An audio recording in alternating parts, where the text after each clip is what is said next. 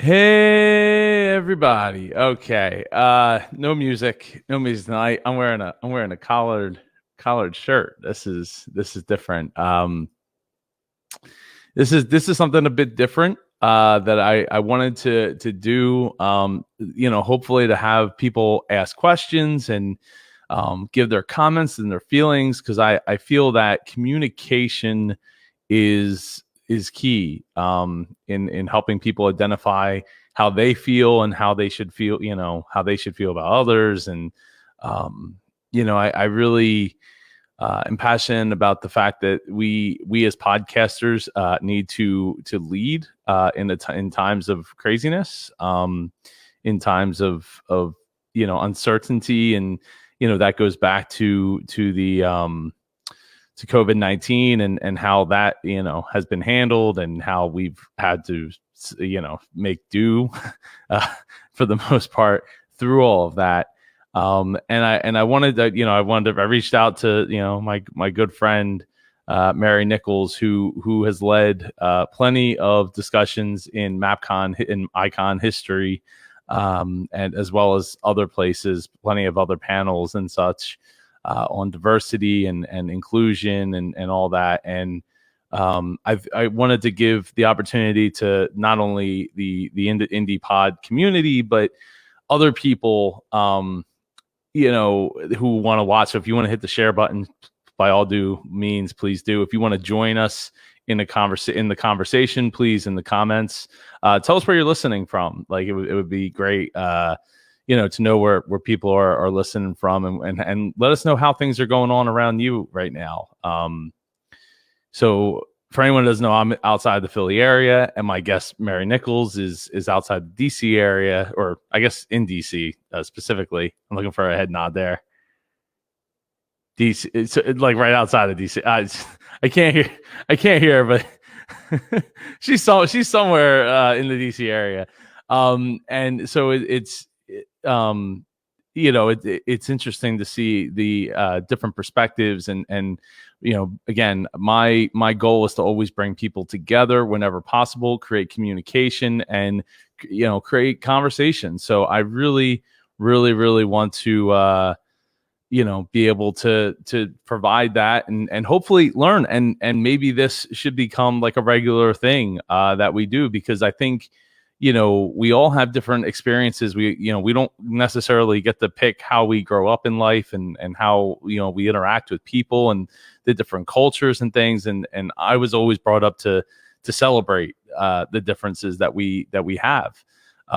So for me, I think it's important that we talk about it, and if we're talking about it, then we can get comfortable with it over time, and we can develop further relationships together.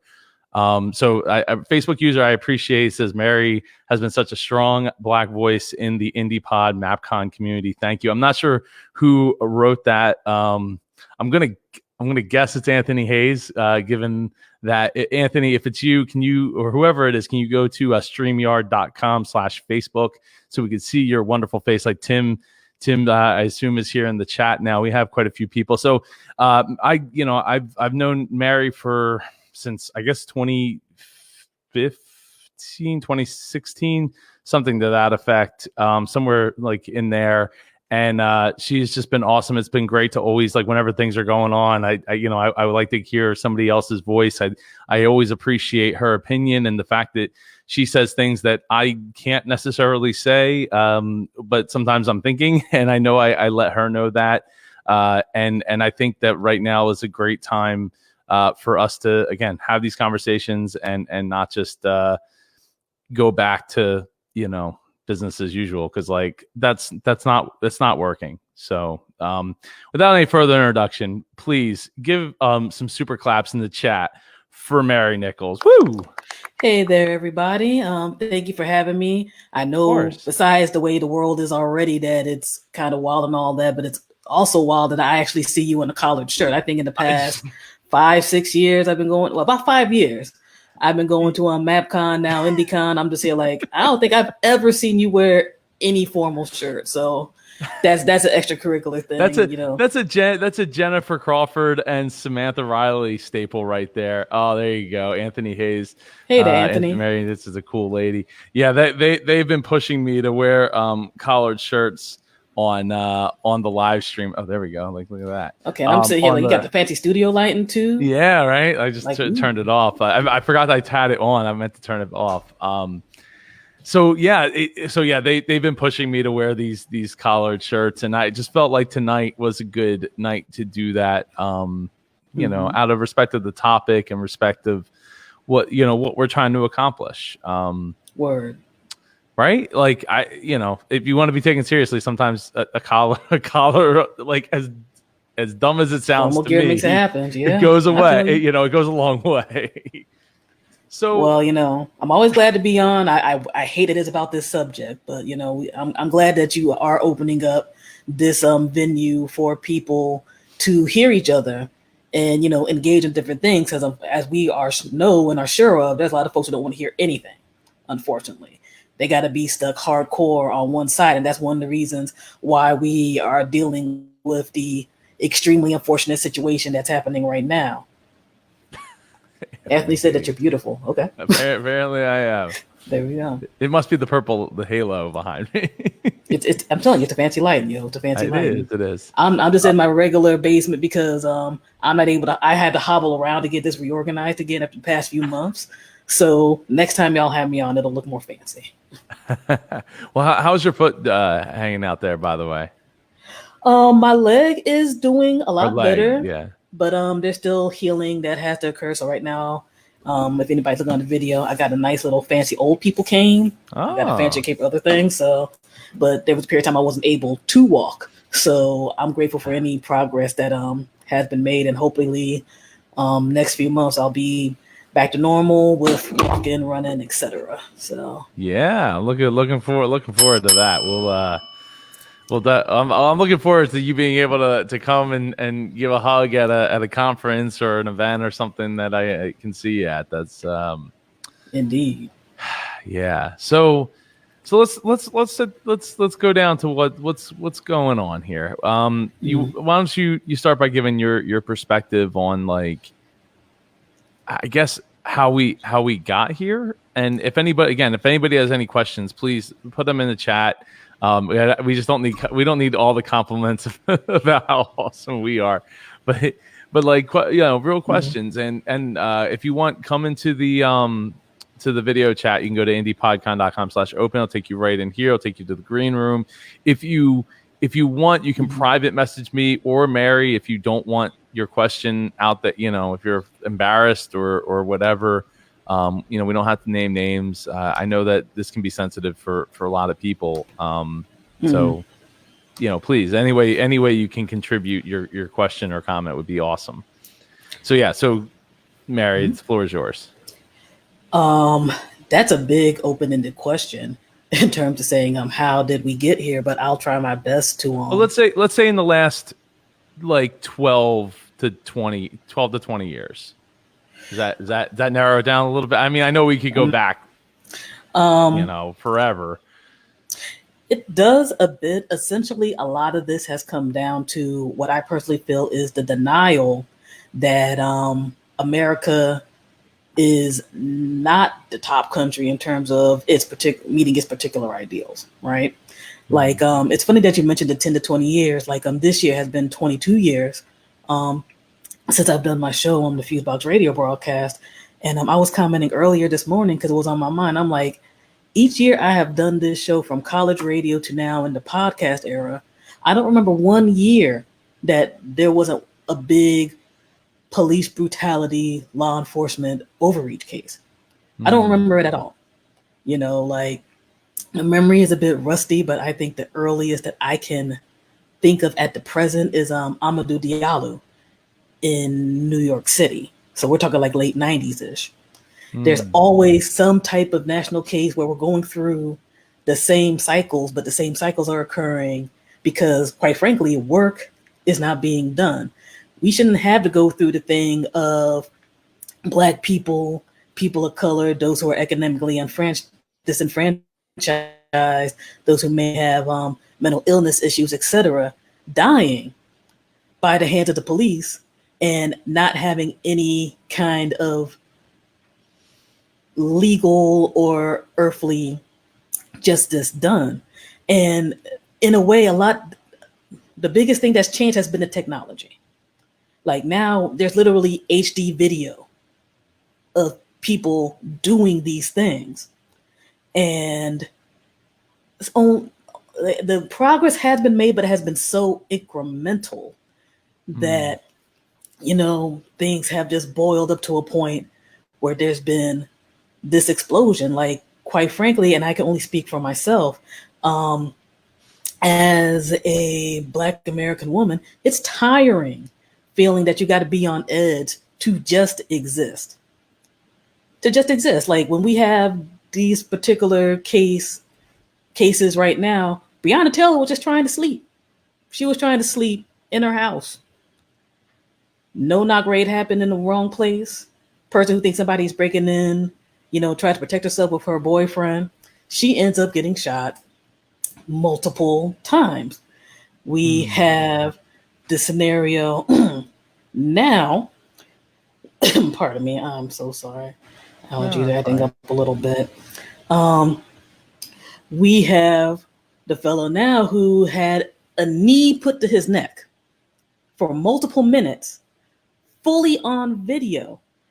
And somehow people are trying to excuse it. And this for what? We're not talking about, if we want to get into like perfection, which I hate that in terms of that having to be a thing for people of color. If we had to get into, well, what were they doing? It was like, A, they were just existing. B, in his particular case, you just had a guy who passed a counterfeit bill. What is it about? He maybe he didn't even know it was. He might not even know what it was. Right. I don't really know. That's what you're supposed to do. Like if you have a counterfeit bill, it's easier to just pass it along than to try to take it to the bank and like get it dealt with. Because as a business owner, I know this. It's not a good thing. It's not an easy thing. Think about it. Like, are you looking through all of your bills just there? Like, I'm going to go and market and do whatever else to make sure there's a 20 before I go about my business. No, and I'm pretty sure George Floyd did. But even if somehow there was some big master plan, why did that man not walk out of that store alive? Why wasn't there an immediate, not like, a lot of people's hands had to be forced with these cases. Why was there not an immediate investigation, arrest, etc., of not just the policeman who ended up being the one who had his knee on him and killed him? As far as I'm concerned, he got killed, he got murdered, but all the police who were around him, who didn't try to stop it, who didn't try to be like, hey, you're being a bit out of control. We could just, go through arresting or whatever and go from there. And we have these cases happen over and over and over again where it's like a life is gone, but for what? For what reason? And I think you have just that anger that has built up over the past, if we're talking about the 10 to 20 years, that period. But look at the world we're living in right now. We have people who are dealing with a pandemic, some of whom haven't been outside, depending on what part of the country you live in, from 1 to about 3 months. You're already feeling that parts of your life are out of control. And then this happens. The powder keg was going to be ready to explode because we've had multiple administrations of multiple political backgrounds not really take control of things and try to make a change, whether you believe in reform or complete, abolition of the police. Nothing has happened on that end that has made that big of a change where it's not like, here we go again. You have a lot of people, when you see these news stories, it's like, damn it, this is just the same. I don't know if I can curse. No, I'd prefer if you not. Sorry. Let me know. I know. That's fine. It's totally cool. I mean, I'm trying to, I want to respect your outlet, but the same old nonsense, the same garbage, And when you have that on top of the aspect of a person who is the head of the government, who in multiple situations has expressed no empathy for other people and how they feel and the things that are happening, we have the situation that we have right now. We're repeating the stuff like literally my mother and other people grew up to, with folks being mad and rioting, various people trying to infiltrate said riots and cause more issues than the issues that already exist. And a lot of people who are just really showing themselves in really weird ways. Some great, because there's always people who are, I'm not big on the term ally. I'm like, you got to be my friend, my comrade, my person in arms when it comes to myself and my people being able to exist.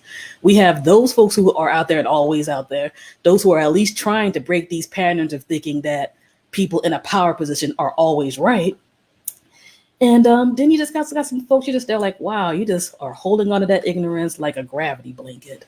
And it's crazy, man. That's where we're at right now.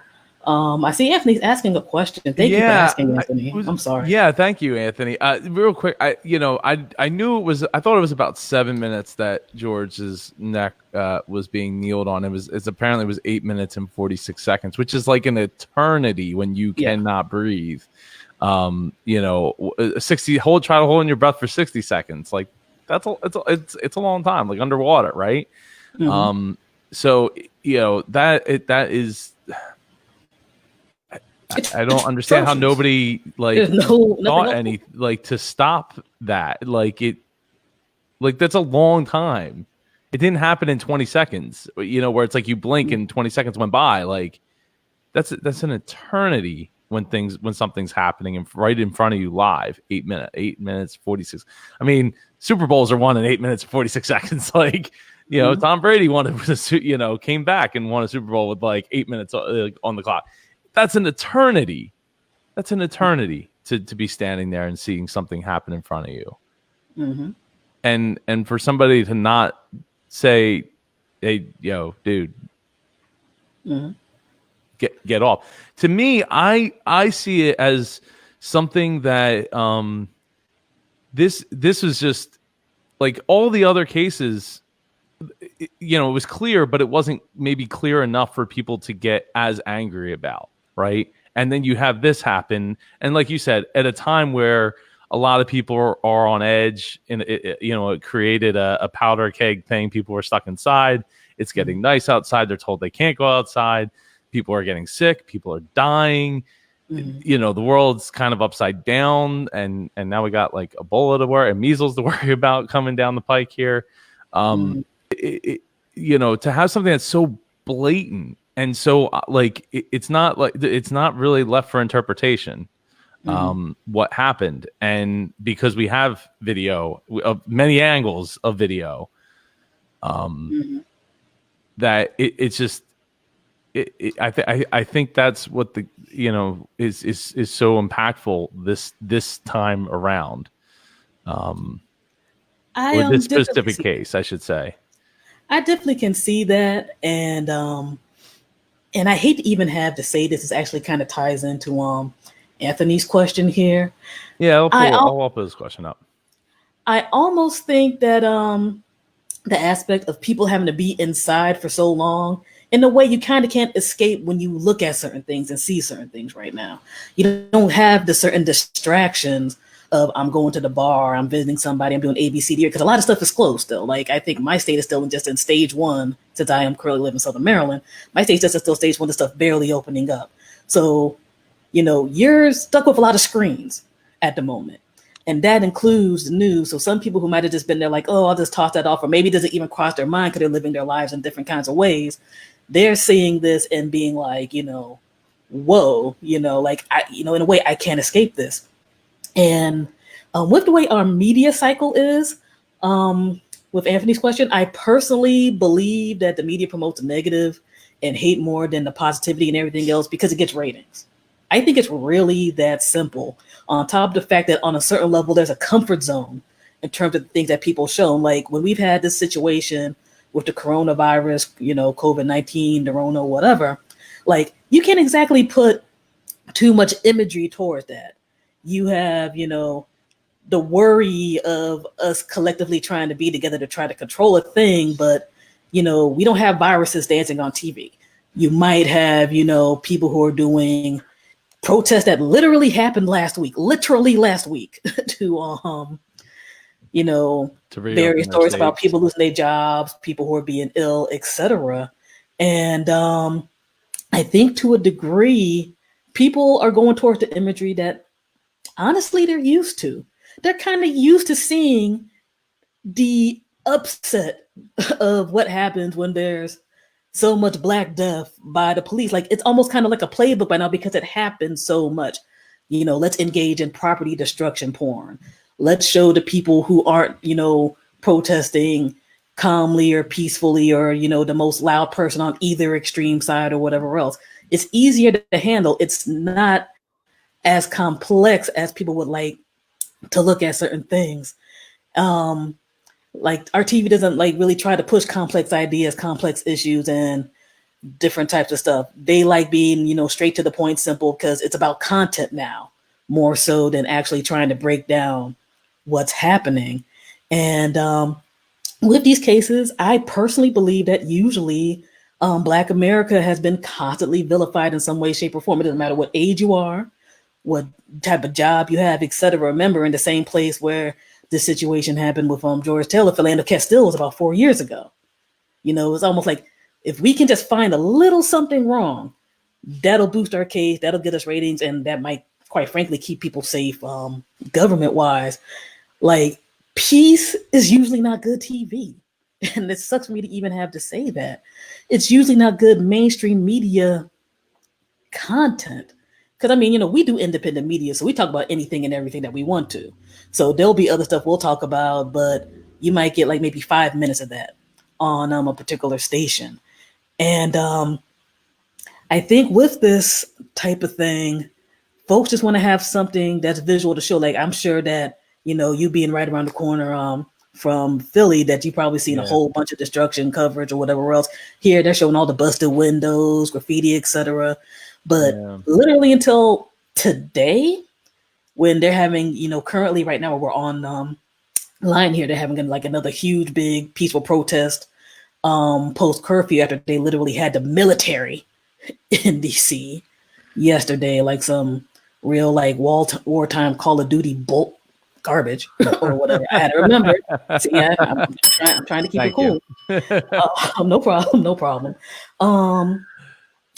We people just like seeing the meat of hatred just because they I think it makes people comfortable in a way. Like people are just kind of used to certain things. And weirdly enough, I think when we've had this corona situation for the past part of the year, it's almost like the news cycle to me didn't know what to do when it was like people are really trying to bond together and be peaceful and, try to, keep it as cool as possible and almost be more humanist. I think people just aren't used to it. And I think that's a big thing we have to try to go on ahead and push. Like, America's kind of a selfish country in general. Honestly, yeah, it is. It's like altruistic things are used to it. Like the American dream is kind of like shoving somebody down and getting yours. Like let's Monopoly, be honest, man, Monopoly. Like pull yourself up by your bootstrap, whatever the heck that means, and all of that type of stuff. Like we're not used to doing things on a collective level, almost except kind of co-signing the government doing nonsense because we're still the greatest country in the world or whatever. It's easy to say that you're the greatest country in the world. It's not easy to actually ascribe to those particular ideals, Yeah. And right now, I just think we're at a very precarious stage where we got to push that a lot of that particular mindset is going to have to be destroyed or this country will destroy itself. This isn't something that's been brought up by, the Russians or outside people or whatever else. This is America's illness that has been unanswered for literally hundreds of years, And I just think we're at a very interesting point where I think more and more people are realizing it. They already didn't have that uncomfortable feeling because I know my experience is not going to be others' experiences. And I think in terms of getting the positivity going, on some level, we're going to have to push that ourselves. I don't think we can believe, or at least at the moment, push the media into doing it. Like you almost had to be like, we as individuals, as a group, and everything else had to be here. Like, here's what we're doing. Why aren't y'all institutions of power stepping up to be that type of thing? Like, we have seen that people can do all kinds of stuff in the midst of struggle and tragedy, but we, I think, need to hold media outlets, government folks, other people accountable by whatever means to show these things and influence people in a particular way. Like we're in a cycle of anger right now. And I think a lot of it is righteous and justified, but it's like, where are we going to put that anger? Where are we going to direct it so we're not so much reactionary as much being revolutionary in terms of building something better? Because otherwise we're just going to be going through the same nonsense again. And I don't think this country can take it. I just don't. I mean, I don't either. Yeah, I don't either. I think from my perspective, there's a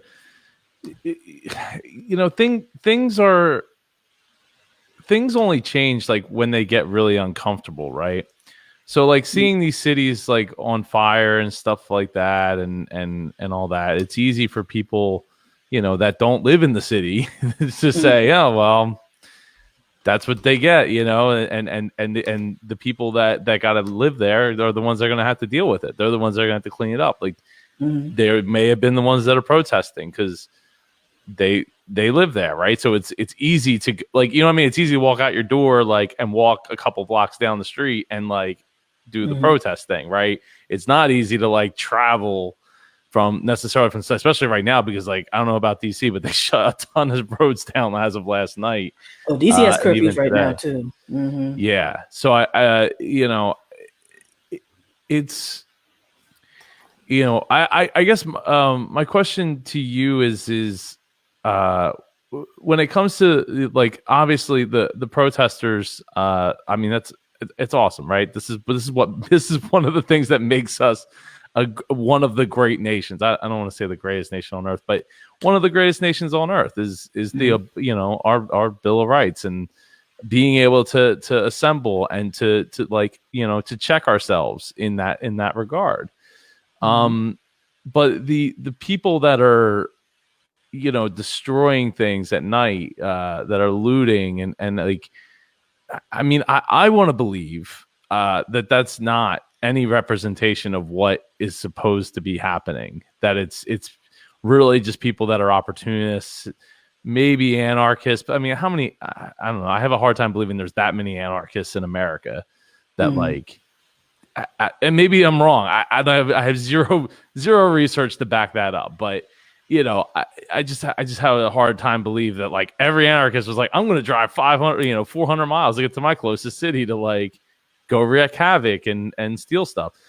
And maybe there is. I don't know, but do you feel that these people that are looting and destroying things, are they taking away from the message? Are they taking away from what's going on and what has happened? I don't believe they're taking away from the message. I believe our mainstream media outlets are taking away from the message, quite frankly. Look at what had became the story. At first it was about George Taylor. At first it was about, all the other people who have been going through things before him. And then, like I can talk about DC news, like I think about a day or two ago, they just kept focusing on, look at this broken window at the Gucci store. Who gives a damn about the Gucci store? They got insurance. Yeah, it kind of sucks that certain stuff happens, but the employees, it's going to suck because they. I'm like for them, they might have to deal with some stuff. To work with, yeah. I'm about to say they'll have to deal with various things with the employees and that's a whole other conversation of how some of these companies are going to actually treat their employees. But maybe that's another open forum topic for another day. Yeah, but say that's a whole other issue in that regard. Yeah. But it's like this is the thing you're concentrating on. You're not talking about, wow, this anger came from a place and for a reason. All this didn't just come out from some, mystical ether and whatnot. People again, we're in the midst of a pandemic. People during the midst of a pandemic, after the vast majority have been trying to keep it control in terms of just even going to the grocery store or whatever, like, I'm Seeing pissed. family. I Yeah. exactly. I will literally go out here in these type of groups. We don't got no cure for this or whatever. I'm going to risk my life because I'm just tired. Now, there's some people who are just doing, their own super fun time going out, wanting to be like, I've been here or whatever. There are some people who are, again, they've been cooped up for a minute. Some of these folks, I think, are just doing it because they just want to go outside and they can, do whatever. Some people are doing it because they want to cause problems for the people who are protesting. Like, I'm sure you've seen some of the news items where they're like, Yep. there are literal, agent provocateurs out here, and it ain't anarchist. It's not Yeah. Oh, anarchist. yeah. There might be one or two, but it's a whole lot of white supremacists out there. People want to check out Boogaloo Boys and all these other types of folks. They're trying to make a not great situation a lot worse because with the way we do have our mainstream media cycle, you want to have people talk about, wow, look at these rowdy people destroying property. That's Yep. terrible. We shouldn't listen to anything they go on ahead and say at all because they're doing all of these destructive things. Because, let's be honest, we live in a capitalistic society. People are kind of ingrained in terms of thinking that things have more value than people. And when you put in It's a death cult. racial, capitalism is a death cult. I've been Yeah. saying it forever and a day. Like I they say used to that you not can't. think that, but it is very apparent in the last 2 months that apparently that's what we were signed up for and didn't realize it. You're supposed to be a soldier for the cash, right? And it's like, nah, I'm just Yeah. trying to literally. Again, another example where you're trying to literally live. I think people just had to look at the why of things. Like, again, we're only 6 years past Ferguson. We're only 4 years past a similar situation with Philando Castile. He was obeying the police and still got killed in the car with, family and whatever else. Like, Yeah. so little has gotten resolved that, some windows are going to get broken. Some things are going to get burned. Some people are going to yell, scream, whatever, whatever. But to be very truthful, if people just only wanted to react in anger, it would be so much worse out here.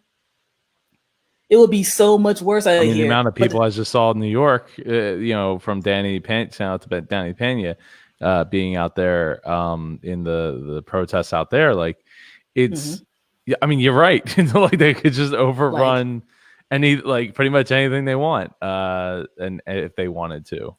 but people overall, like, again, it's tiring feeling like you always have to find a way to justify your existing. And then you always see the hypocritical side of things on top of all of this too. I bring up the protest of last week because you had people going last week and about 2 weeks ago, we had people going to state houses fully armored Yeah. with guns, yelling, screaming at the cops, law enforcement, overriding stuff, threatening people. Any of those folks get arrested?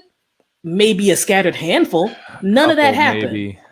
And my question is, where's those people protecting those businesses in those cities?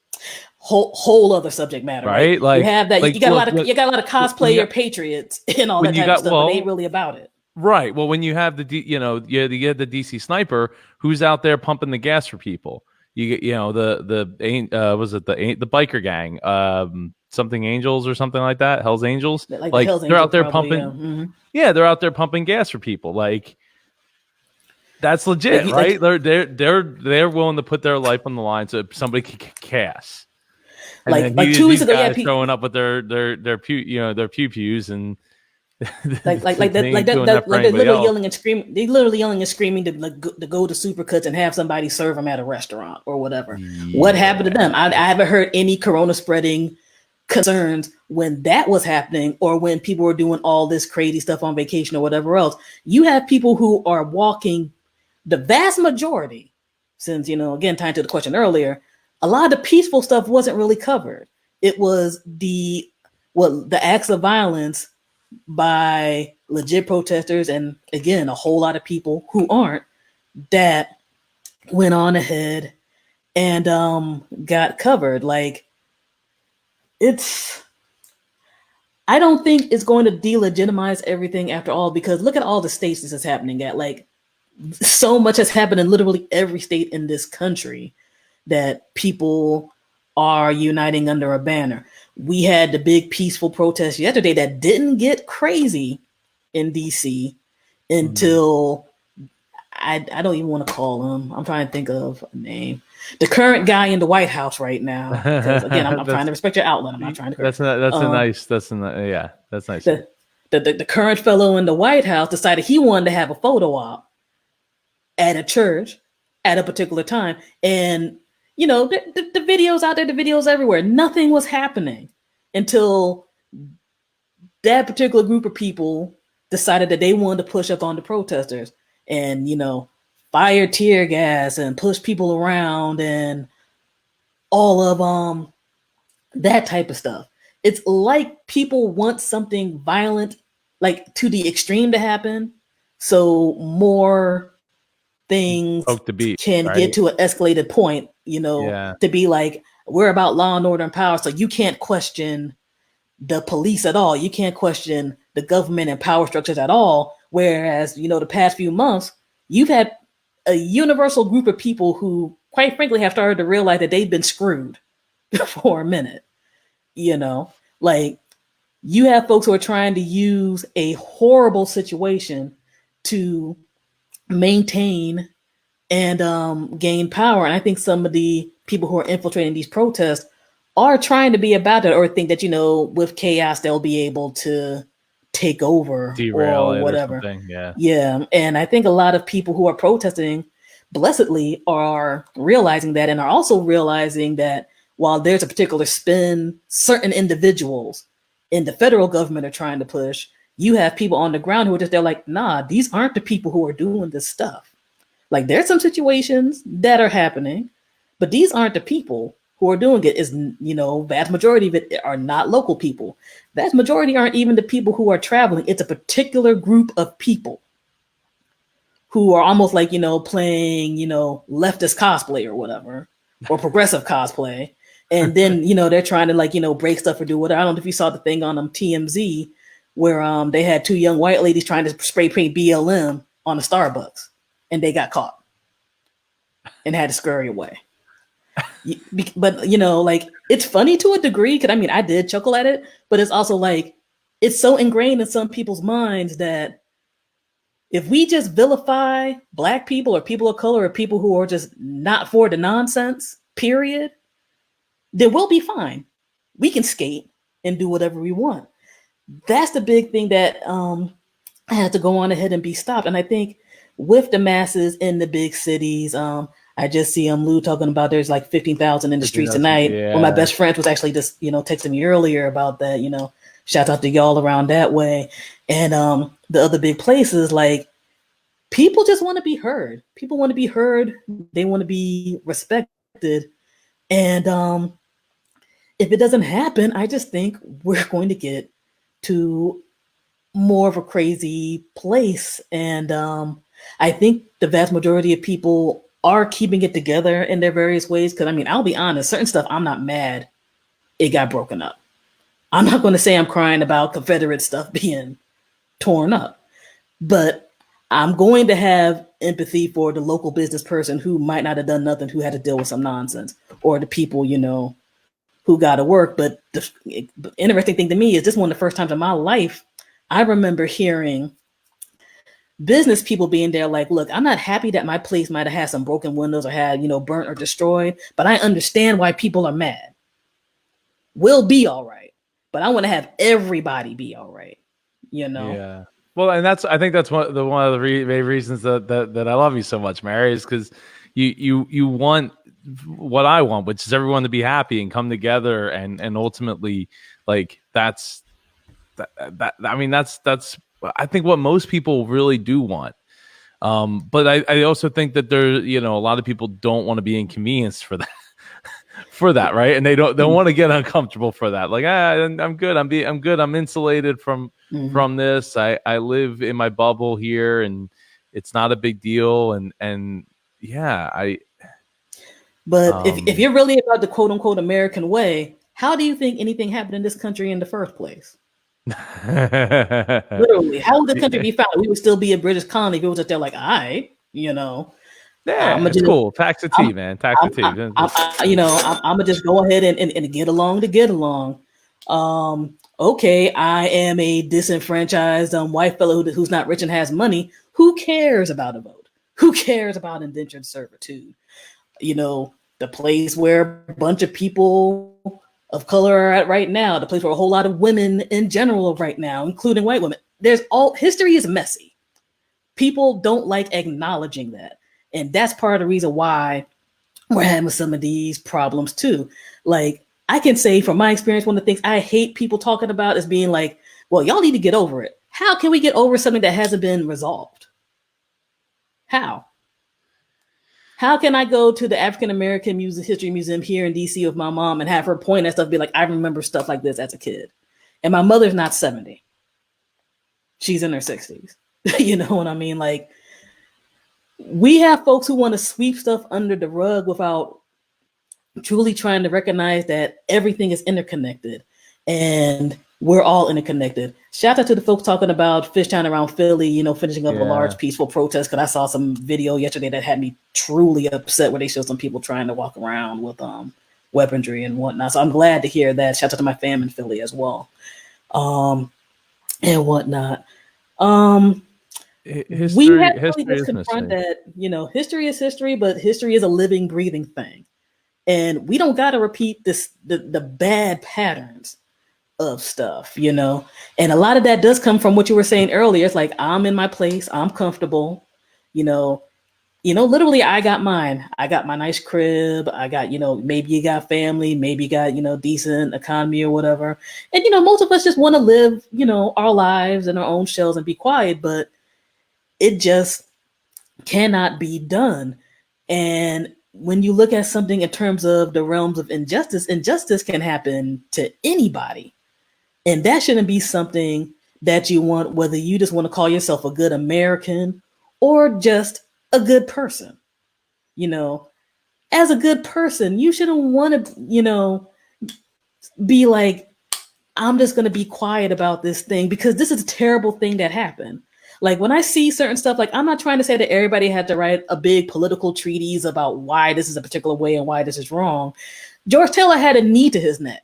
That's messed up. It should not be hard to say that. It should not be a political issue to say that. It shouldn't have had to be a big, culture battle thing. It should just be a thing that's messed up to happen to somebody. But because we are so divided in various parts of this country, people just don't want to even admit that, because that means you had to ascribe a humanity to somebody you might have never had to ascribe a humanity to. And that is a huge problem. And with a lot of these cases, that's what happens. Even if you want to try to paint somebody with, they might have been acting up with a criminal brush or whatever. How many other people have lived through similar situations and these other people are dead? They are not alive, Like, we're not getting into a lot of stuff that's complicated, but we're getting into something that I think a lot of Americans don't want to acknowledge, that not just because they're not wearing a Ku Klux Klan robe, it doesn't mean that in certain ways you're not contributing to things being messed up already. All racism isn't going to be, the Nazi, the Boogaloo boy, the Karen that calls people on folks just existing or whatever. It could be the person who just looks away when something bad's happening. It could be the person like, oh, I don't want to be bothered. Like, a lot of stuff happens in our society literally because it's not called out.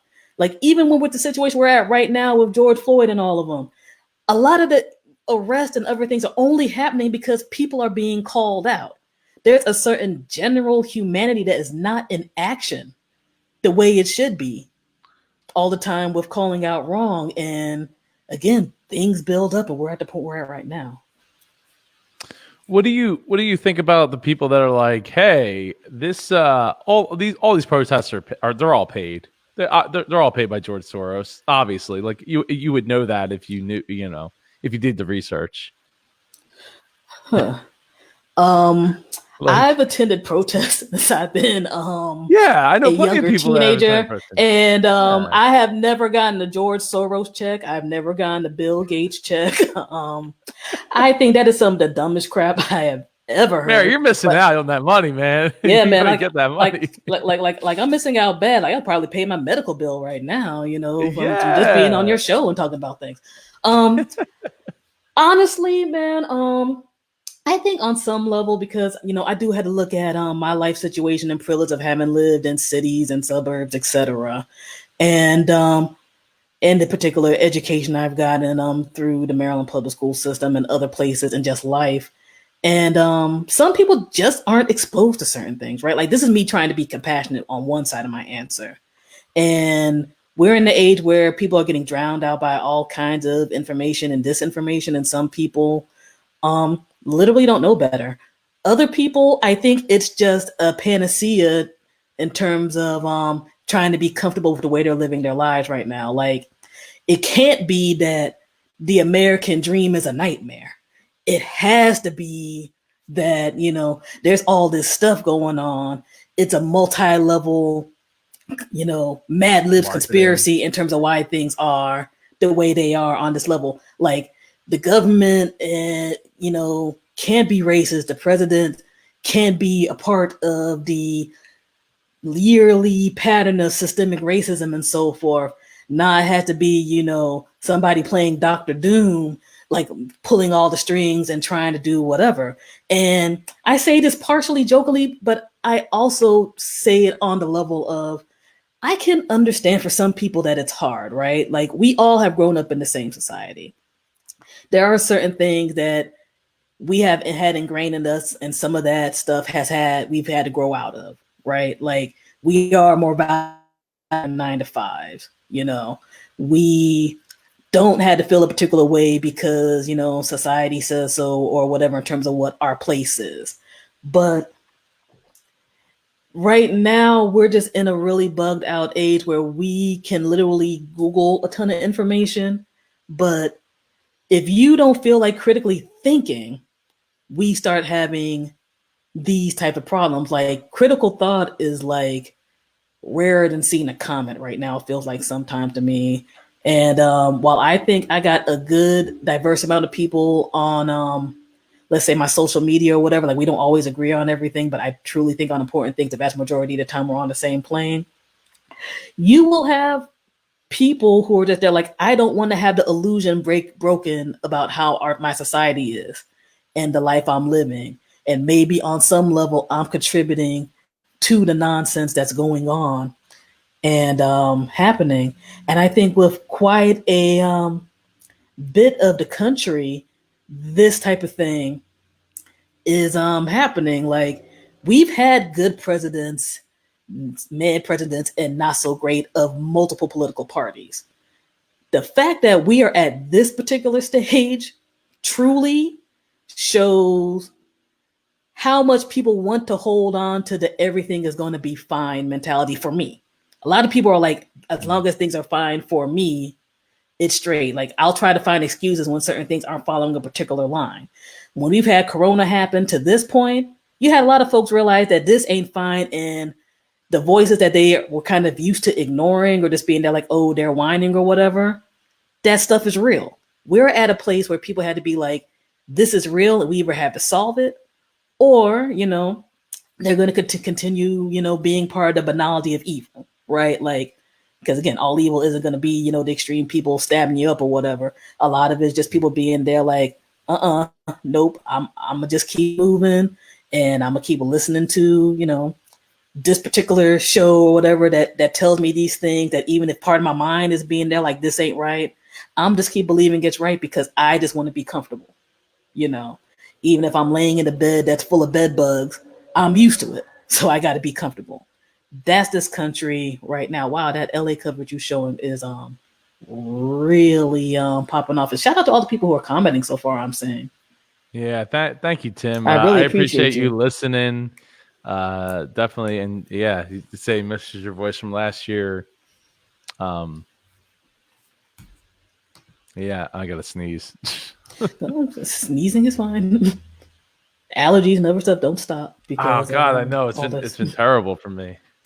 No, I wanted to show I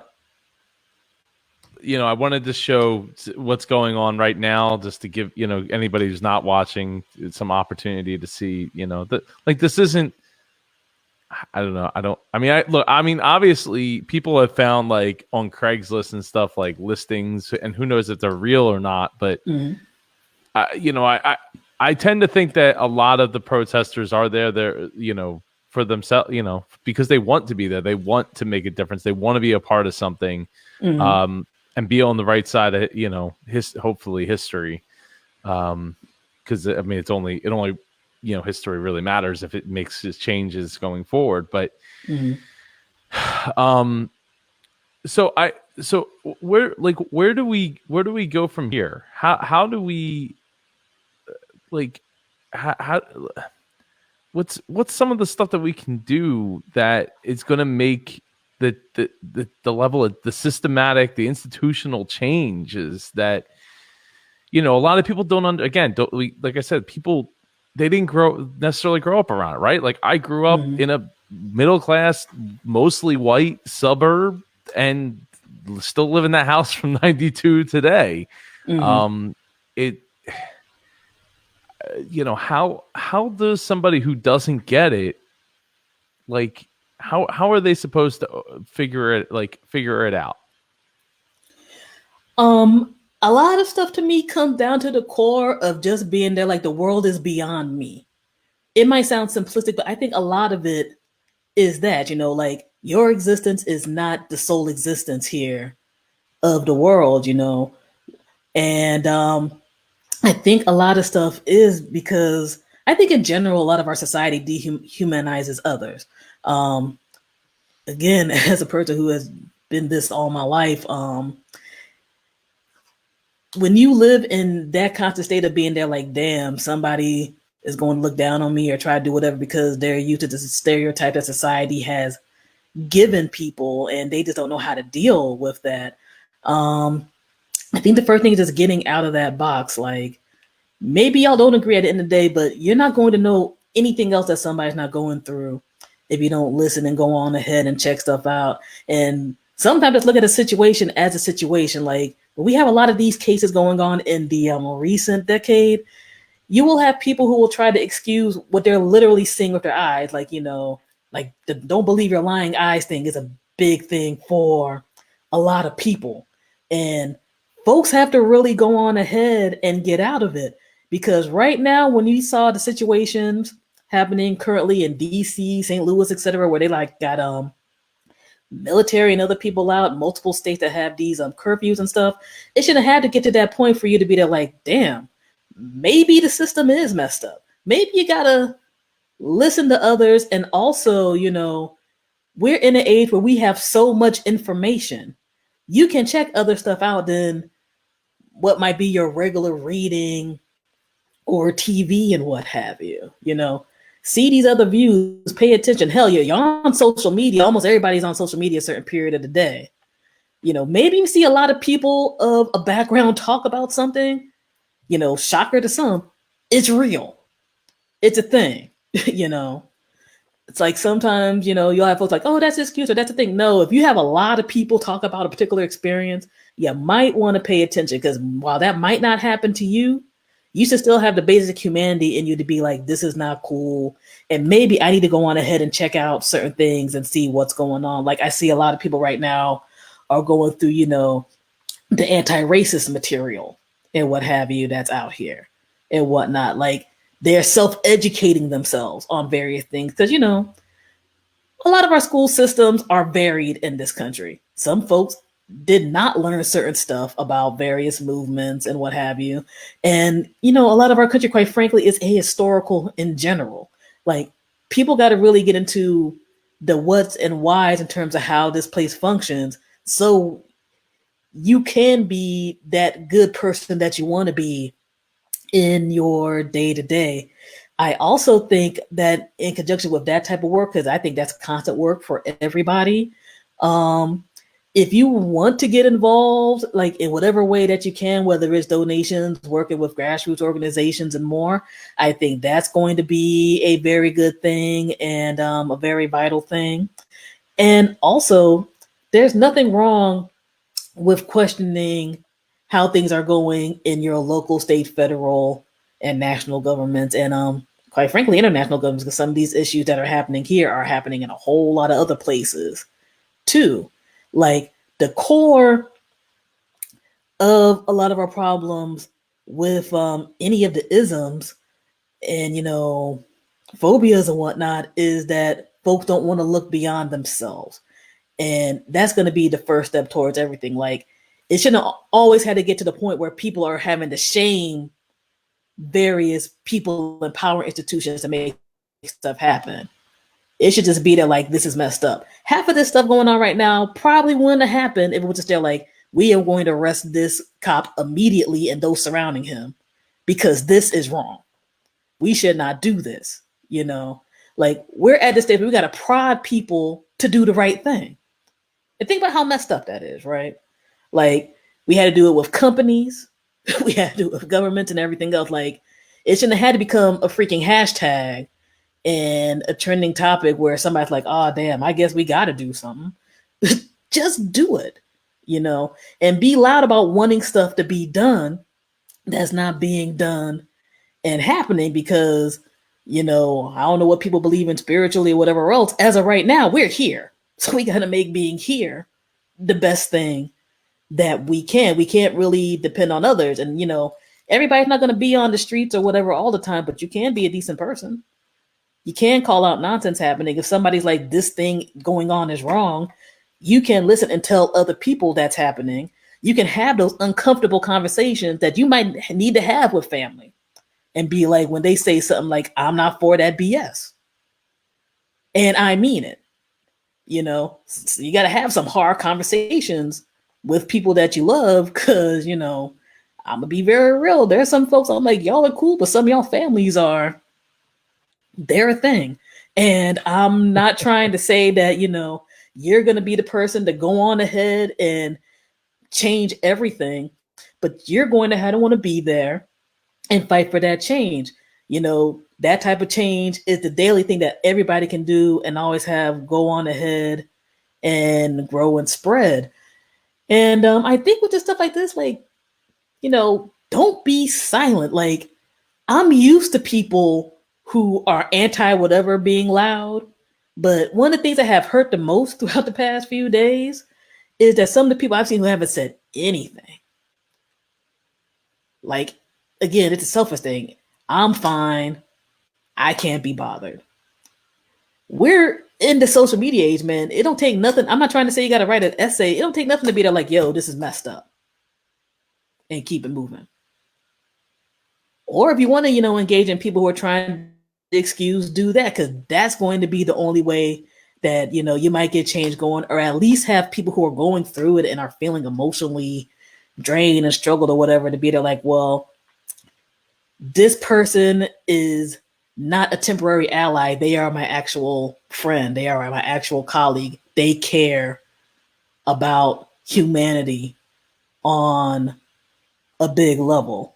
And again, like, I think I'm lucky that a lot of stuff I have seen action wise has been that. And it hasn't also been a whole lot of grandstanding, like, here's me and my colored friend, or, some other type of deal. It's just like, I'm just a good person. Cause, there are some people who do that virtue signaling too. And it's like, okay, it shouldn't have had to take tokenism or knowing somebody to be like, I just don't want this situation to happen to anybody. Because the way we've seen this thing going on right now with the military in various places and stuff, and some of the rhetoric that's going on, a lot of people can be labeled if they're not trying to go with a hateful status quo. And I don't think anybody should want that, because I ultimately think that there are a lot of good people out here.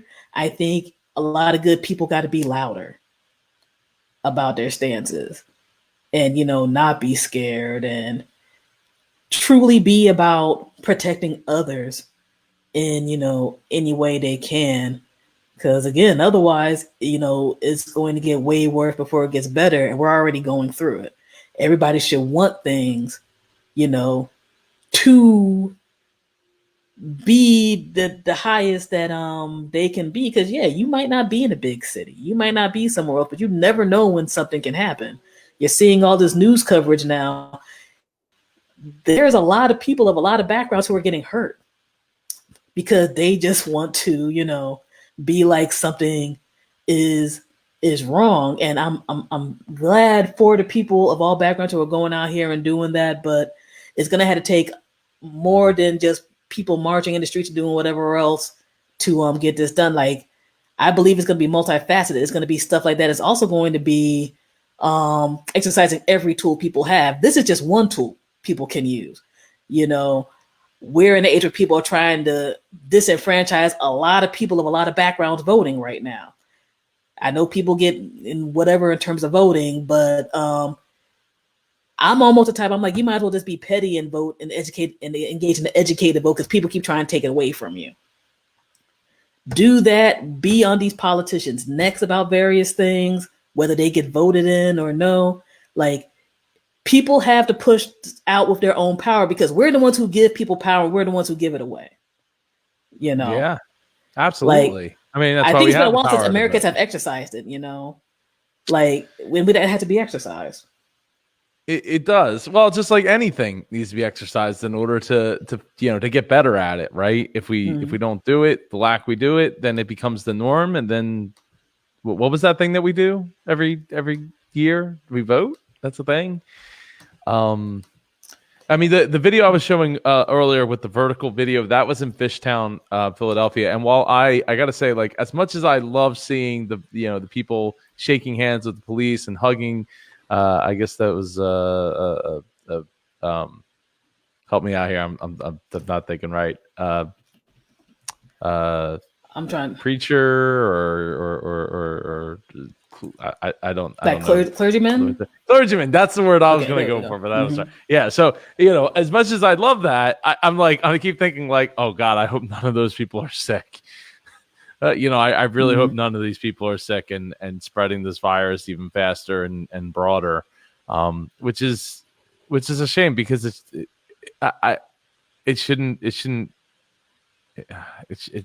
really crazy. It shouldn't be like this. Like, nothing should have had to get to this point, and like I was saying earlier, I think that just shows how important this is to people to go out here and do all this stuff and go out for a risk. Because quite frankly, this is more worth it than the stuff that people were protesting a few weeks ago. Like, I hope it's not a spread or whatever, but I also believe some people are, engaging in concern trolling, when it's like, oh, these protests are going to be what spread stuff. A lot of stuff can spread stuff, a lot of similar things were going on, but that's the seriousness of all of this, like, people got to go on ahead and look at, if it's this serious, there's a lot more serious that's going on and that's been built upon for ages. Like, I'm a personal believer that folks got to get out of the binary train of thinking politically, because right now, when we're looking at this situation, everybody's being very loud about what they're into and what they're not into. You know what I mean? Or you're seeing who's being loud about certain things and who's being silent. You literally have some government officials talking about, let's get the military on anti-fascist. Excuse me? Isn't this a country that, like, tried to puff out his chest and talk about all the dope things we did during World War II fighting against them? But, oh my God, these people want to have equal rights or whatever. I don't want to hear that. Like, you were talking earlier, a lot of people are in a comfort zone if they're in a certain place. Yeah. You have these various individuals in power who are in similar comfort zones. They don't want to deal with all of this, because it means, for some people, it means they actually have to do work. Right. They actually had to do they actually have to, heaven forbid, care about the citizenry beyond a vote every 2 to 4 years, depending on what position that they have. Like, we were talking earlier about, capitalism is a death cult. people got to look at the fact of certain parts of American society. If it's not a death cult, it's making a whole lot of us sick. And work from the ground up and the grassroots up is going to have to be what makes the change, because this is not saying that there aren't, good, decent people in various parts of levels of government or whatever. I think there are, but it's going to have to take a lot of those people, and it's going to have to take a lot of us maybe pushing some of these folks to be, good, instead of collecting, their check and keeping it moving and talking on these news shows. And what have you. I mean, I know there's various, state, local folks or whatever who are doing their thing, but there's also some local people who are, through their actions, and some of them with their words, are just kind of co-signing a lot of this mess, or, trying to, sidestep, and then, not try and deal with what's happening in their own backyard. Like we saw, some of the situations in Atlanta where, again, they had to be shamed to fire these cops who pulled people out of a car for a curfew that that was an hour before it was actually supposed to get enacted. And, if people want to get on the race thing, these were black cops. So we're talking about an institutional system thing that happens when it comes to various folks being abused. When we had the Freddie Gray situation a few years ago here in Baltimore, it was a mix of people. We got to be like, the institutions themselves are sick and diseased, and either they got to change or they got to go. It's really just that simple. And I think a lot of that's going to have to come into play with us. I don't believe the ballot's the only thing that makes change. I think it's a part of what can make change. All this type of stuff that's going on right now is also a part of a change. Being constantly active within these various institutions is going to be what makes the change. Working with the grassroots organizations, like I know, in the past, you've done work with Hope Works and other types of, situations. Mm-hmm. That's the type of thing that makes a change. I belong in the unions. Certain parts of that are going to be, the change. It's going to have to make a lot of moving pieces constantly work, instead of being there like, I'm mad at this particular politician, person, etc. I'm going to do this for a while, and then it's all going to be over, and we're all going to be fine, because with the situation, as I mentioned earlier, Democrat, Republican, we have dealt with the same nonsense for so long. So the only factor that can push this change is going to be us, even if it's just a politician who just wants to keep their job. We got to be like, you don't make these changes, you got to go. Yeah. And unfortunately, that hasn't really happened like that. No, I mean, that's a complicated, because there's so many different issues and so many people pulling for their own things and donating for their own causes to those people. It's a little more complicated than just one single issue alone to look at. But I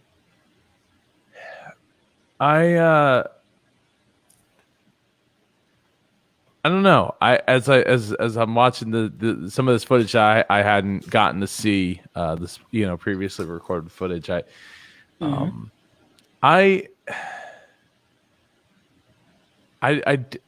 just am curious how this does this continue to grow, or is this going to peter out as far as the protests go? And will we be able to see that change that we're looking for? I'm a person of hope and stuff, just because the way history's patterns are, right? There's always a rough period before you get to that next level of balance. I think we are in that rough period. It's just a matter of how long it can be. What's going to happen with that is just depending on where we want to direct it, because, let's be honest, some of these other people don't care. This ain't it. They're going to be reactive to what the people want and what they want to go on ahead and get done. I think it has been beautiful to see multiple people who are calling all this type of stuff out. I saw this thing they're showing the clip with the lady who's the reverend of that church. Shout out to her, because she was not having it or whatever, which she shouldn't have.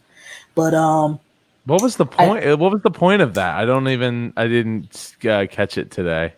Photo op. Like, literally that's it. He just was like, "Hey, we're gonna go stand in front of a church. I'm gonna hold the Bible, and I'm gonna stand in front of church, hold the Bible, look like I'm tough like and godly or whatever." Essentially Like looking what? like a big Like you goofy couldn't even toddler. smile, man. Come on, man. Looking like a Like big goofy toddler in the middle of, again, peaceful protests that did not have issues until they decided they wanted to go out here at this particular time as some warped version of strength, and probably something that we're going to end up seeing in like a re-election commercial soon or whatever. yeah. It's like, to me, the perfect example of this particular part of federal government is just the lack of empathy towards the regular people. There was no attempt to unify people, even on a surface level, in terms of being there like, this is crazy. We should just have the state and other people handle things. We might investigate it. Please be peaceful, and that's it. It automatically went from 0 to 100 on certain stuff. And I think because they had the story about him being in the bunker during the weekend when Yeah. they had the first Calling thing with the everybody White House, weak. like he was literally in the bunker that nobody used since 9/11. But anyway, um, you know, some people only looked at things in terms of a warped version of strength, and that's these particular folks now. But again, it's a pattern that has constantly built up. There has not been a lot of reform. There have been some reform situations and stuff, of course. There hasn't really been institutionalized reform or laws or whatever, which itself is crazy to be like, yo, you cannot do this. And if you are part of law enforcement, because I know people are going to end up bringing up the good cop thing of whatever eventually, if you are one of these people, here's a way that you can report these issues and be safe. Like, we're not advanced past the era of Frank Serpico in terms of police calling out other police, Yeah. of Yeah. No, individuals just absolutely. being like, this is wrong. So we're talking about, God, about 50 plus years ago now. I think I was Just about. 60s. Was it I think that was 60s? like 60s, 70s. So we're talking about 40. He's still alive. Yeah. But We're talking about yeah. like maybe 40, 50 years ago. Like, if somebody wants to call out wrong, think about how messed up that is. You have various police units and other organizations who are just there like, nope, we can't have you do that. Like, a lot of this stuff is happening because people have been used to doing certain violent actions, horrible actions with impunity, especially if it comes towards people who our society already marginalizes, which is usually based off of race and economic class. So when you had this situation, the fact that you had somebody looking dead in a video with George Taylor while they had their knee on somebody for almost 9 minutes, the only thing that you can think is in somebody's mind, besides the fact that, that's a sick individual, is that they're like, I'm going to get away with this. Ain't never going to happen. But when you look at some of these, other cases like Eric Garner in New York a few years ago, where it's like that was on video too. What happened? Basically nothing. It's a mindset that happens with a lot of folks in these positions, and that should be acknowledged as being a huge problem. Now, granted, the history of the police was not really about protecting people on a lot of levels. It's about protecting property, including, back in slavery era times or whatever. Guess who was property? Hello? Other folks and all that. So, but we Yeah. had to sit back and look at all of this.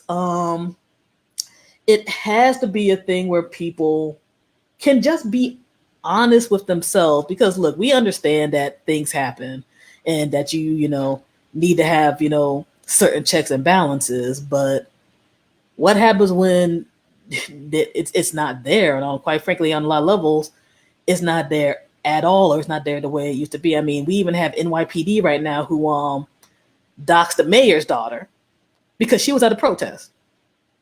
Those are the people who are supposed to protect you. Yeah. Mm-hmm. De Blasio's daughter was at a protest, and essentially, one of the guys in the NYPD union doxed them over, just like, yeah, we got this, and they were at the thing or whatever. I'm like, this is your protection? These are your people? They ain't even trying to protect the mayor. What makes you think they're going to protect a regular citizen? Like, Yeah. people don't want to have to look at stuff that cynically and be like, damn, here comes a cop car. Here comes somebody by coming through or whatever. But that's the way of life for a lot of people.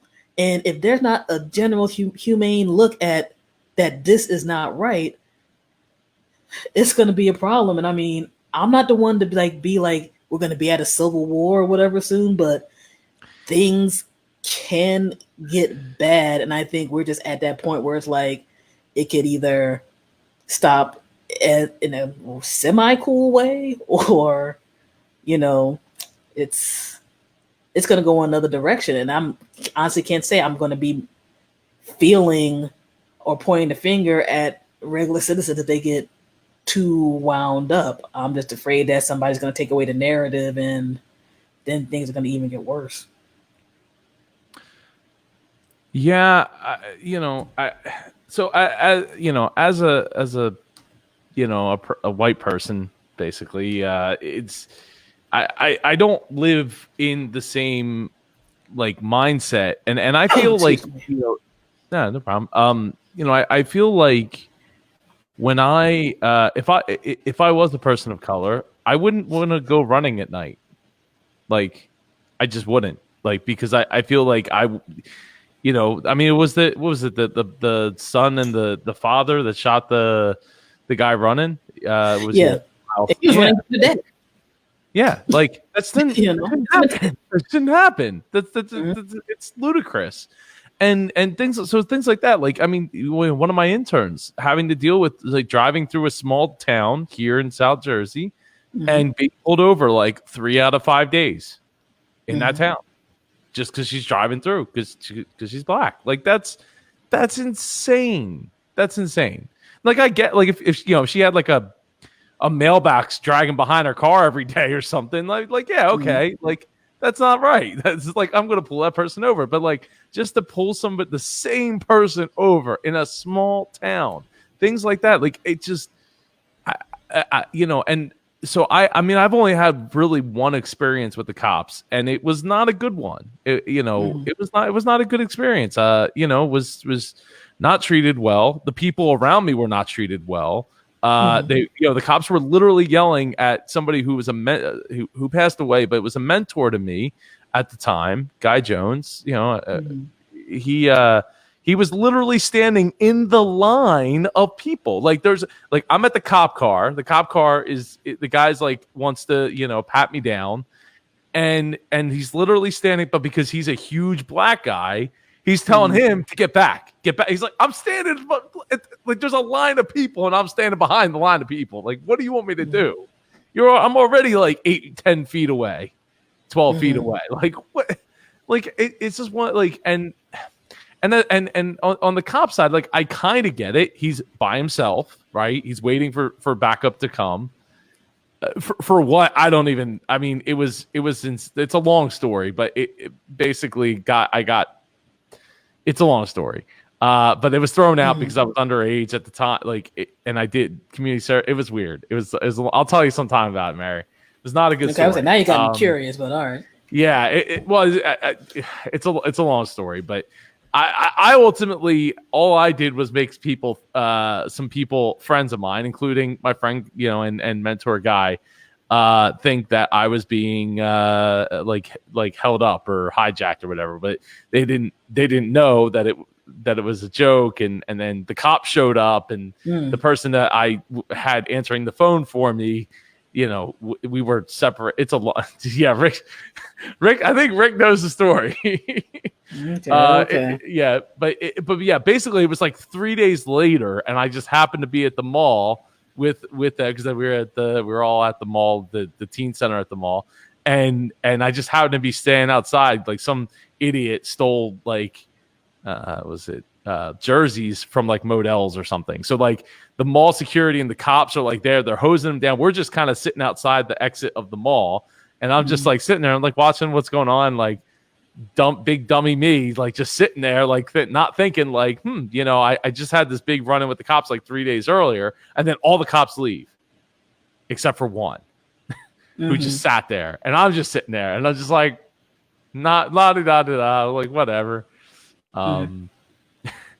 And then, but then they went and lied. They were telling the mall security that I placed a phone call to the cops while I was at the mall, and then they kicked me out of the mall, and they didn't want me to come back. And Guy's like, no, this is crazy. This is not what happened at all. But they just made up the story, and like the guy, the cop that wrote up the report, turns out later he had been fired from a couple of other precincts or townships that he worked for. So this wasn't his first it was their first rodeo being nonsense.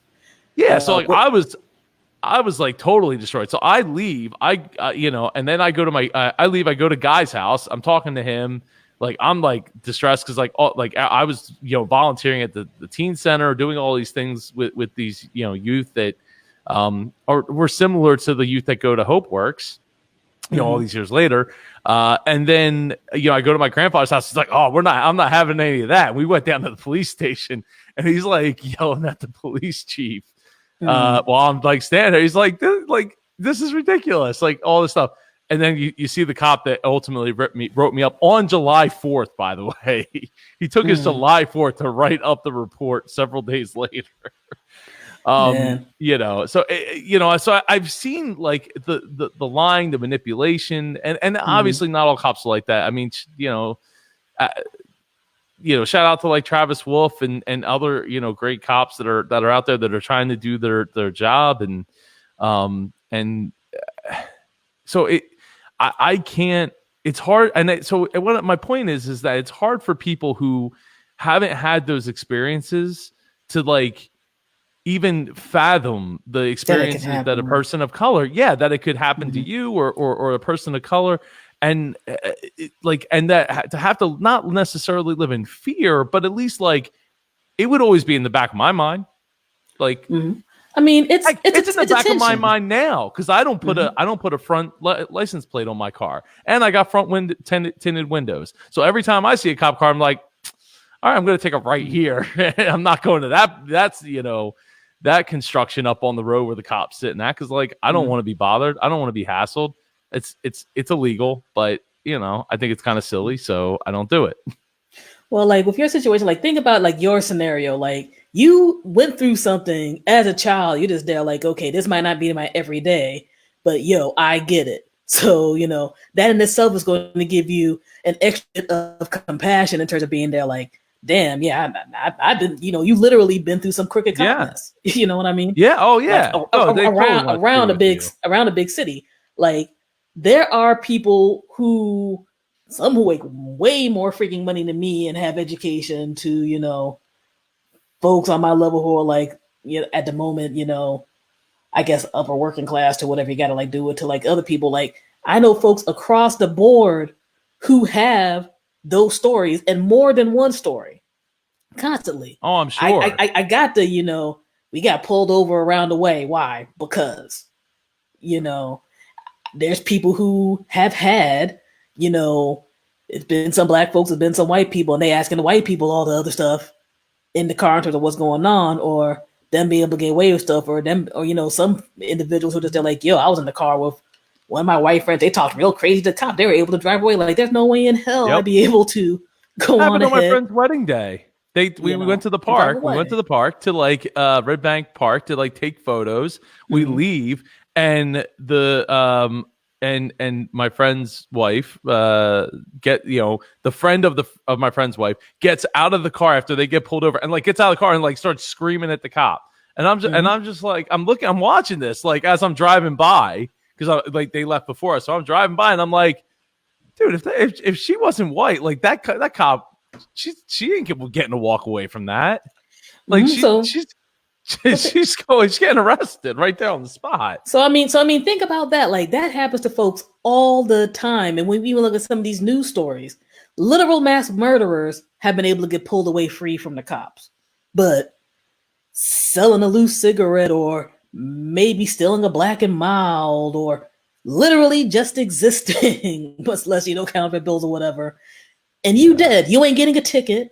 You're not going to jail. What's, in some of these cases would be some very big extremes anyway, depending, but you're not getting that chance. And that particular part is always what has to be on your mind because harassment and stuff is going to be terrible and horrible. And, you can run to somebody who doesn't give you nonsense, who, has a badge or whatever. But if things are systemically messed up, let's be real. Some people will go to that job because they can be messed up and get a check. And, act out bully fantasies or whatever. And depending on where you're at, you might be making some pretty solid money. For all the people who might be there, like, I got to file a report because something happened or whatever, and things go by the book and it's cool. You got the person who's following you around in the store, is going to pull you over and give you tickets for stuff, or worse, or beat you down, or give one, you nonsense while the other person gets to stay on the corner, act crazy, and be fine. Like, we're talking about riots. I mean, we got literally every year of the NCAA, like literally to the corona, actually. Somebody's always breaking and burning down something in a city. You'll have people who do that if a team wins. But you don't really even hear about, hey man, y'all shouldn't do that. Let's arrest you and keep it going. It's good old fashioned fun, but when you got people who are out in the street being serious, and as we've seen with this thing recently, can be crazy peaceful. If somebody wants to act up, they go on ahead and act up, and it causes more issues. It causes that anger to be in you. It causes at bare minimum tension to happen. You talked about that, to this day, you feel tension if you see the police. Some folks, that's all the time. And you got to tell your kids that, hey, you got to be careful with whatever, but so-and-so around the way does not have to think about that particular experience. And if they have money, woo, they deal with that even less. There's a sense of unfairness, and the unfairness is a big part of what brings about all of this division with people dealing with these situations and things. Like, no black person or person of color or person who might be socioeconomically disadvantaged wants to be feeling tense and crazy all the time, or suspicious of somebody's motives or whatever because of literally how they were born and just their current status in life. But that happens so much. And if that happens for somebody decade upon decade upon decade, the fact that people just want to live peacefully and don't want to, really burn this place down sometimes, I think people really sleep on that. I really, really, really think they do. Like, that causes a particular kind of mental strain that shouldn't be a thing, that should be unnecessary. But it's here. And again, when you see other people getting away with some of the craziest things and still be able to literally live, much less maybe get off, I don't know. Like, there have literally even been people who have killed the police who have lived. Like, I think a few years ago, then wasn't around Pennsylvania, they had some guy who was doing all these pot shots at the police for a while. They end up catching him. Yeah, they caught him out in like the woods or something. Yeah, that was probably in 2015, I think, because we were in the area which when that was going on, because it was like up in like Mount Airy area, something like that, and we happened to be up there when that was all happening. And I guess he got to survive, right? That person got to survive. The dude who shot up all those poor, people in South Carolina in the church, all those poor black people literally invited him to pray. He got to live. Certain mass killers of schools and other places, they get to live. There's a certain common denominator with who gets to live. And that there's an insanity to that, or the story or narrative that's spun around them. Like, if I don't hear one more time that they were a loner, they might have had problems, they might not have been with a girl, all these type of things. Like, it's one of those things that people always joke, but it's like the dark humor joke of people, because it's how our society has been so much. And even if you're trying to be the person who goes the mean of the peaceful route of protest, like when people talk about Colin Kaepernick. Remember a few years ago that people just pretty much called him the worst thing of the worst for taking a knee? Could you say Kaepernick? Kaepernick, sorry. Kaepernick, okay. My tongue got there. I'm just saying, like, I know I'm pronouncing it wrong. I'm trying to think. It's all right. Well, when he was doing his thing, like how he was being called the absolute worst And now, like literally today, you had the NFL just there like, yeah, so this police brutality thing might be bad and people should protest. It's like, all right, like that's a big part of maybe if people just listen, you can get certain things done. And some of the stuff doesn't have to be a lot. I think it's really even if it was like, let's play devil's advocate for a second. Play video games is an excuse that some people give too. I just see that in the comments with but I know that is one of the dumbest things ever. But now during Corona, they're just there like, y'all to play video games. It's ridiculous.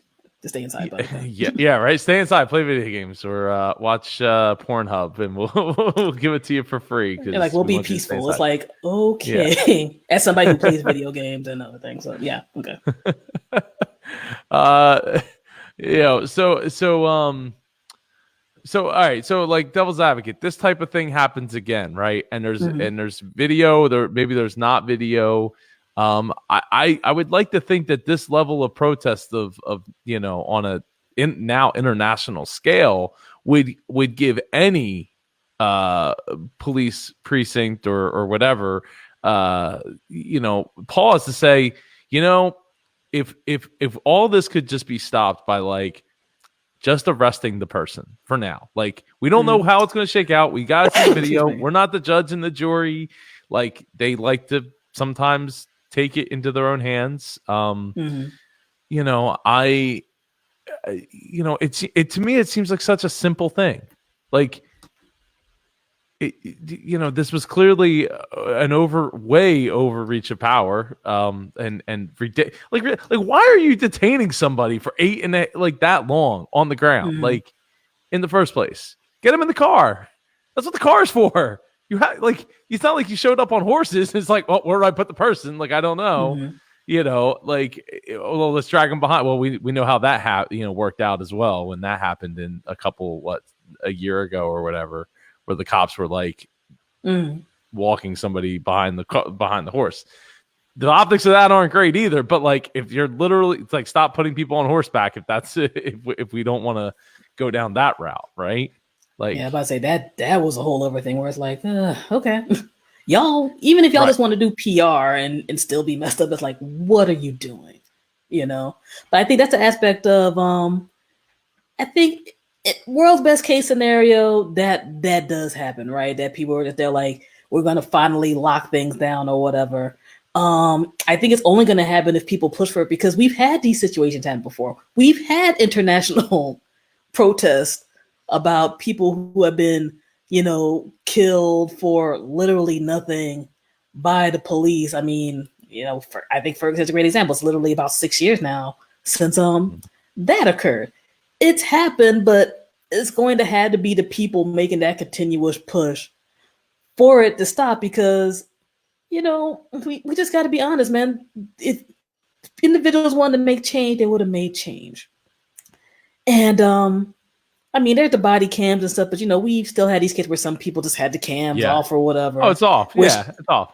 Like, it just happened to be off, and here's a battered body or a damaged property or whatever. Like, it's going to have to be us pushing for the change to be. Like, I just don't believe that it's going to happen on a mass level without it. Maybe a few precincts might do something, because I do think besides the general citizenry, I think there are, various people who are in power positions who do care, who will try their best to make stuff happen. But even if you want to be pro law enforcement, there have been law enforcement folks who have wanted to do things and have tried to push things through, and they've gotten pushed out or punished because of that. Like, us as citizens can make change, but it's going to have to take us pushing those folks to make change, because I think that there are people who look at this as a job, and some folks, like any job, just want to get their check and keep it moving. And then there's the people who may care about the various, ideals enough where they're not as an individual going to be the bad guy. They might be cool cop so and so and so. We don't have a lot of cool cops so and so and so's, and there's some people who are cheats and stuff who aren't those people. So I think that we can get to that place, but it's going to have to take radical change. And I quite frankly believe that with quite a few local state governments, much less the federal, there's going to have to be people who be out, because I personally believe whatever type of political system or parties that you believe in, this federal government ain't it. It is not it. If you are not for dictatorship or potential dictatorship, fascism, or whatever, this ain't it. These aren't going to be the people who make that change. Not without a huge extreme, but even then, I think there's too much pride with some people for that. It's going to have to be us working from the ground up, and also when certain things happen before it gets to the explosion point, just pushing on people, man. I think to a degree we've gotten very lazy with pushing in terms of a big general thing. Of course, different places have different things, but in terms of pushing our elected officials and other people to actually doing the things that the people want, or at least having them fight as much as they can within their particular parts of the power structure to make things happen. Because if folks aren't going to try to tear down and destroy a system, you better get the right people for it. And on a lot of levels right now, we don't have the right people for it. Like, I live in an area where people elect sheriffs. You need to, give more of a damn about, some of these elections here, because some of these folks have been in various positions for a minute, and they're the ones who are pushing a lot of crooked mentalities. Like, I can't think of the old man's name right now who used to be the sheriff in Arizona. Oh, yeah. He's got his own TV show too. Yeah, I heard about that. But like, you've had people who willfully voted for that dude, or maybe that was a part of the thing they didn't pay attention to, and they were able to go on ahead and get their own agendas. Like, if you're not for, abolishing stuff, you need to get in gear with doing the best thing that you can in terms of going through and making these changes, because a lot of those people are the ones who are allowing people to run rampant enough. Like, you can talk about bad apples here and there, but there's a whole lot of rotten orchards out here too, and that has to be pulled up, from the ground up real quick. For anybody that was wondering what that was apparently a stink bug. Yeah, I was curious. I was there, I jumped for a second because all I saw was it flying around, flying around. Yeah, stink bugs are scary. I understand. They are they're disgusting looking. They're like big, disgusting, like cockroachy looking things. We have them here from my way too. Yeah, I'm not a big fan. Well, yeah, out here in the garage, because it's a garage, I haven't taped everything off yet and sealed it up, so it's very susceptible to these things. So anyway, let's go with what final thoughts do you have, Mary, before you let everybody know how they can connect with you, and we'll wrap it up here. All right, cool. Again, thank you for letting folks be on here and talking and stuff. I hope that both of us sharing, experiences and everything have helped out a bit, not just for ourselves, but for listeners. Again, right now we are at a very, very interesting time, and one that could precariously swing one way or the other. I have hope and faith from everyone from the current youth on up who know things aren't functioning right and are want change and are working towards change, or doing it, not just the work in the streets, but what's going to have to end up being the constant work. We are just going to have to truly acknowledge that if you want this country to be the place that you want to be, we're all going to have to go ahead and work for it.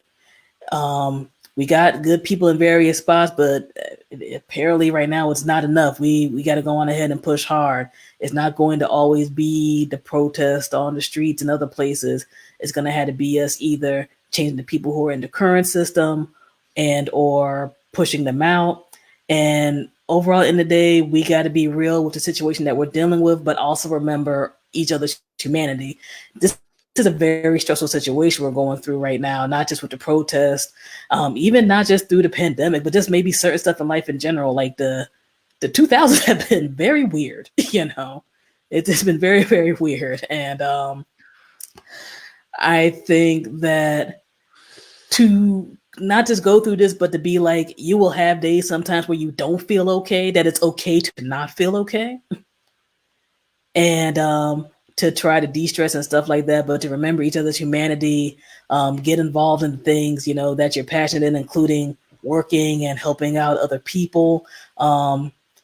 If you want to get other resources to learn about other folks, engage in that and do so. I hope it's just not, Blackout Tuesday or whatever, where people are doing this thing, do it every day, And if there are people in your life who are on that type of stuff, do the pushback. You might not be able to change them up, but more people who are decent and good and want to fight against nonsense and being loud are needed. They are super, super needed. Like sometimes we hear a lot of the darkness and negative stuff because, quite frankly, they loud, and some of them might have more money and everything else, but we're in a very special age where any of us can do things and have a particular platform. We're using podcasting right now, but even your social media page or whatever, this is jacked. I'm going to say that. I can get more in depth. Sometimes, depending on how things are, you might have to get argumentative or not, but just to be like, this is where I stand. So more people know that it is not a hopeless situation. We don't got to live in despair, that we can make it. Because even with all this, I ultimately believe we're going to make it. But in terms of stopping the bad portion right now, there need to be a lot more of us going on ahead and pushing. So through your voices, if you have the income, and there's some good organizations, because there's a lot of great grassroots on up organizations, help those folks out, even if it's just spreading the word, because, everybody doesn't have a certain economic thing, and that's fine. Trust me, I understand. Just doing the best you can as an individual and not pulling back and being scared. I think right now we're in a state where so many people are scared that it seems sometimes like the proverbial bad guys are winning. They don't gotta win. So use everything in your power that you can, from your own actions to the vote on multiple levels, to pushing your politicians and other people and plenty more. And just be straight, man. We can all go on ahead and make it, and even having conversations like this are part of that process, because we're in a state where I think so many people scream at each other instead of just taking it down and listening and talking calmly, whether y'all are going to agree at the end of the day or not. So again, thank folks for that. And you can't afford to be apolitical anymore. Lastly, if you felt like you were apolitical, you might not like Democrats, you might not like Republicans. I am personally a third party person. It's fine. I vote for whoever the hell makes sense and all that type of stuff. And I have definitely had my strong beliefs on leftist politics, but that's another conversation for another day. Go on ahead, because we'll be on here for hours. Go on ahead and do those research and check stuff out, and don't always believe what have people, the easiest agenda people are pushing. There are so many people who I know who have been there like, wait a second, Antifa is actually good. It's like, yeah, stop believing that it's just a whole bunch of people who are wearing an A and tearing up nonsense, Research various things, so if we're talking about them, you're at least, whether you agree or not, you're coming with an educated viewpoint. Because I think right now we got people who are being reactionary off of pure emotion. We got to engage in critical thinking and other types of stuff so we can make the proper pushes we want against the things that we're not for. So that's it. Closing wise, if folks want to check me out with my podcast, the Fusebox Radio, you can either just search for it through your favorite podcast app of choice, FUSEBOXRADIO, or go to our official website at fuseboxradio.com. And if y'all like what you hear, whether it's music, talk, etc., please give us a good rating. And hopefully next time I'm on the video, I will have this place more organized, because I'll be able to walk more. And that's that. So thank y'all. We appreciate it. I hope you'll be able to walk more as well. Yeah, Rick says check before you share. Oh, So that I too. Yes, please, God, yeah, because right. there are Oh, people who okay. have been sharing some real wacky business or Like, some if it's like I hate whatever.com, maybe that's not your best news site or whatever, yeah, right. Independent news, but Independent news dot like hate. No. corroborate it. Yeah, right. or old stories or whatever, right? Yeah, right. Oldstories.com. Um, yeah, well, thank you so much, Mary, for coming on and being a powerful voice and of reason and of of opinion, as I always applaud you for your strong opinions and appreciate those opinions. Um, and for being a leader not only here in the icon community, but abroad, outside of the icon community as well. And uh, you know, I just want to say I appreciate you, and I hope everybody continues to stay safe. I mean, I see here New York is still going strong up against a police barricade. They're not showing DC, so I'm not sure what's going on there at the moment. But it's it's I hope that it can continue to be peaceful, and I hope that it is continued to be de-escalated, and that people learn lessons from what's happening here, because it is powerful, and it should be overlooked and or forgotten anytime soon. So thank you so much, Mm-hmm. Mary. Oh, now it's time to get off because you got a phone call. No problem. Thank you for having me aboard. I guess she had to bounce. Anyway, I thank you everybody for watching and whatnot. Because I think almost every day I see you streaming in some way, shape, or form. But again, definitely appreciate you with this. Definitely appreciate you with MapCon now independent um, podcast conference, which how the Rona is we will, and I think is super needed, and just promoting independent media in general, where people can freely talk about things and it doesn't have to be like, sound bites or whatever else. You can get into in-depth conversations. Like throughout the years I've done stuff, I always appreciate everybody who was about that with independent media. Like I always say at the end of my show, we don't got to agree with everything we talk about or say, but if we spark some thought in other people, that's all good. So I appreciate you being a part of that, and doing all the cool stuff, and you know checking out more, again, the 1,000 things that you do. And I saw that. Oh no.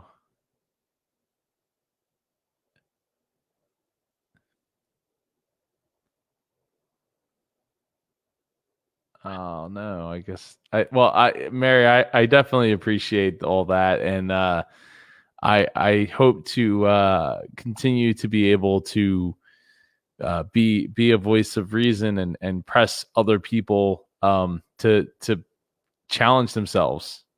The beach ball of silence. Yeah, I know. It's like that Family Guy skit. Like, what's it doing? What's it doing? I don't know. It's just spinning. It's just spinning. Um.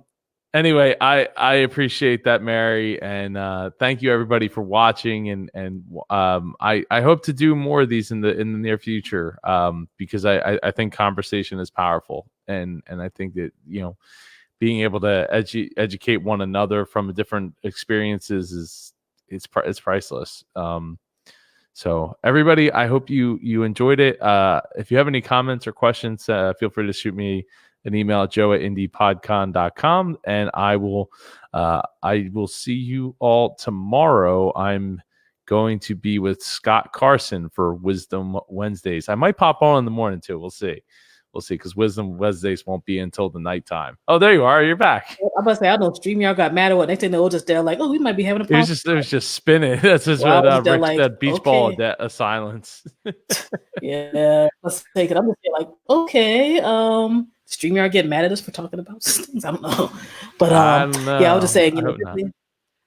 I was just saying thank you for having people on and whatnot, and just using your outlet and just being quality independent media person in general, because it's about supposed to be about all of us expressing ourselves and getting other things out there that mainstream outlets might not do due to either not having to always be yelling at each other or brevity or whatever else, getting in depth about whatever, including some of the more serious stuff like today. So hopefully I will be seeing you on your 90 million stream soon. I saw you had Ava on the turntables earlier today. I'm Yeah, there like, look at yeah. that quality parenting right Oh, there. thank you. And, I and all appreciate that. that. So Trying to show her. She kept hitting all the buttons off to the side. So it was a little hard to do any kind of music set or anything to have fun. But she had a lot of fun and seemed to learn how to like control herself a little bit on the turntable there. So I appreciate it. see, But there you go.